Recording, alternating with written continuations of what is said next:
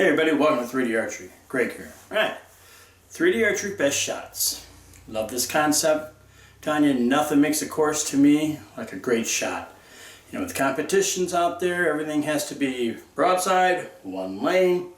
You know, and I understand it and I get it. It's competition, you're trying for accuracy, but if it's not, man, let's change it up.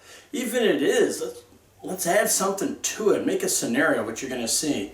So this video is about different things that I've found you can do, some easy, some a little bit more complicated, to enhance your 3D shoot. Alright, so enough talking, let's get started. Target refurbishing. It's a great option to do, and it keeps things fresh out on your course because you're always repairing targets. So whenever you repair them, take that opportunity to enhance them. Now here's an example here of the zombie target. You know, normally it's just white like you see in the left. But what we did is we painted it, we made it a little more realistic, and look at the difference between the two. Now which one looks better, to be honest, right? And what we did later on, as you see here, is we added clothes to it. We used some spray foam to make dirt. We made a dirt base around it, you know, and it came out to be a very different target. And we even added a tombstone for it. Now if you could put out that white one or you could put out the other one, which one would be better? And it costs next to no money. The buffalo is shot out, and it didn't have a replaceable core because you have to replace like half the target, and that's expensive.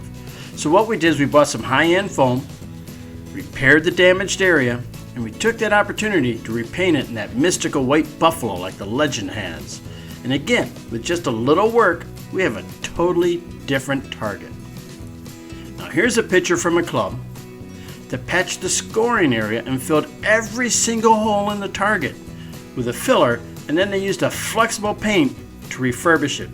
Now you have to admit, this looks way better than the original target. And that's the beauty of painting it, because we can get in a lot more detail. You know, the manufacturers do as little painting as possible where you can paint them accurately. Here's another one. This club did an ingenious idea. They took their javelina targets and they painted the noses so they look like baby black bears. It was simple, and it really made a cool shot. Mama bear and her babies. That was something you would see out in the woods. Here's another bear target, and we had to replace the target area. It's another one you had to replace the entire section. And what we did when we did it, we changed it over to a bear eating honey, because you know normally it was just a bear scratching a tree, but everybody has that. We wanted it to be a little different, and to make the honey coming off it and his tongue, we just used some Gorilla Glue construction adhesive and put it on there, and it's like a paste, and you can carve it with a spoon or something, and that's what we did. You know, we even made a little bee's nest around it, and I'm telling you, it looks great. This one here, people got a good kick out of. And then this animal was torn apart by a bear, the Wolverine. So we repaired it with that Gorilla Glue so it's permanently back together. And since we did that, I took the time and we repainted it to make it look more realistic like a real Wolverine does.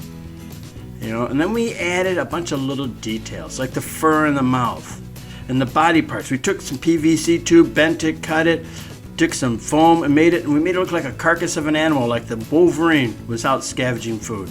And look at this shot. This is a much better shot than just having the animal out in the open. Here's a great one. It's a simple setup, but a realistic one.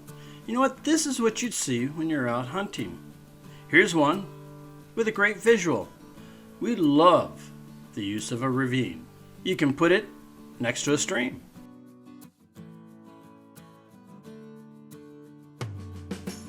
You can put it in the stream. You can put it next to a pond or lake.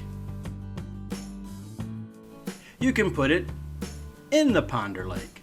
You can even put it on an island out in the lake.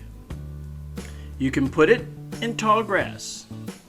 You can put it in the brush. You can put it on something.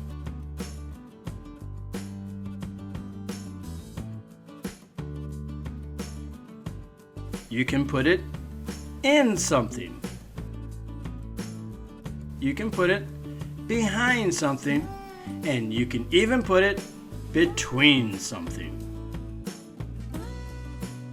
Simple and fun shots, like a group of bears in a valley, or deers in a field, or beavers by a stream, or how about boars in a field? Mix up the animals and have foxes hunting ducks, or a rat trying to get to some.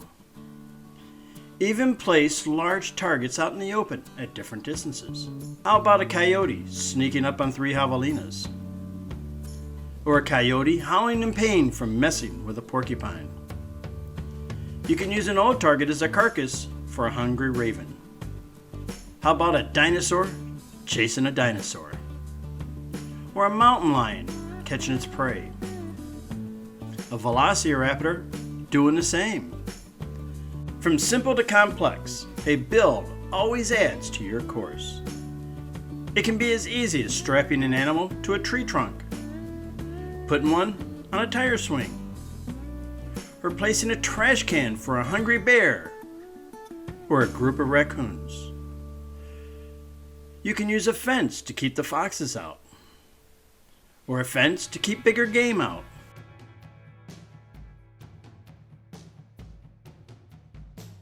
How about a giant spider web made from clotheslines? An old duck house makes this one look all the better. A fake cave from fallen trees makes this bear scene much better. A fallen branch adds to these vultures. And this for the velociraptors. Fallen branches here makes a unique shot for outdoor or indoor. Insulation foam allows you to get creative.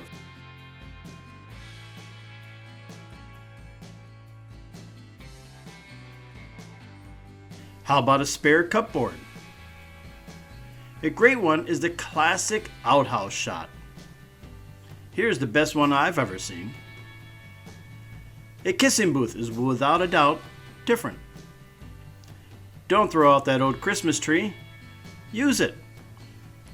Have an iron target? Add some others to it to take it to the next level. A fish in the water is always a great shot. A gator out in the pond is simply awesome. How about a fish jumping out of the water like salmon? Another shot that takes work, but always leaves an impression and will have people talking about it is the classic campground.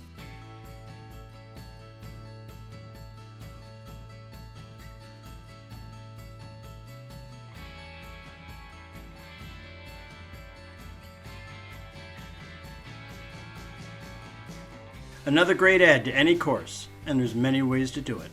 Here are a few examples to inspire you.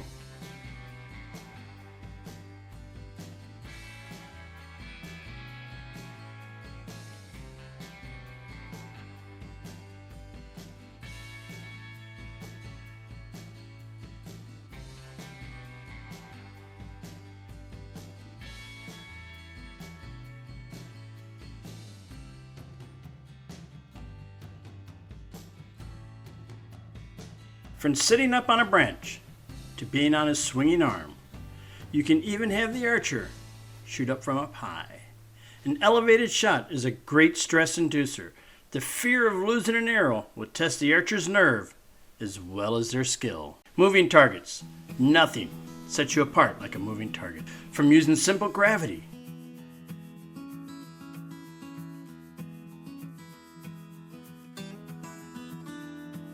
putting an animal in a stream so it moves left to right. If you really want to get fancy, you can do a powered animal on railroad tracks. And the ultimate, flying birds. But no matter how you do it, nothing beats a moving target to set your course apart from all the others. Nothing like a trick shot to change things up. The marble drop is an easy to build classic. It's fun and challenging for the archers. You can also, like Phil, go overboard and make an incredible indoor version with lights and sounds. Another awesome idea by Phil is this speed shooting station. Now, side note, I think this would make a great archery competition series for trad archers.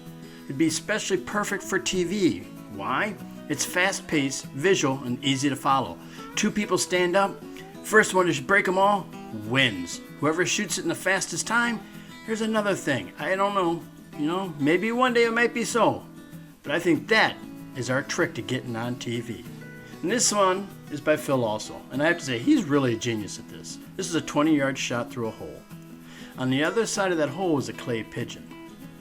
What you do, you shoot, and if your arrow went through the hole, it would break that clay pigeon, release the triggers, and it would drop the guillotine down to chop the guy's head off.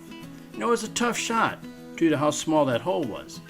But I'm telling you, that was incredibly fun and one everybody was talking about. All right, everybody, there you have it. I love the whole process. I love doing it from the design, concept, build, and finally watching people shoot it and seeing the joy on people's faces when they're shooting a target that you made up or a scenario that you made up and you can hear them talking about it. Very few things can top that. All right, everybody, thanks for watching. Don't forget to check out the website at 3darchery.net. I'm trying to make it the ultimate online resource for 3D archery. You can also buy some of my targets. Don't forget to subscribe, and I'll see you next time with an all-new episode of 3D Archery.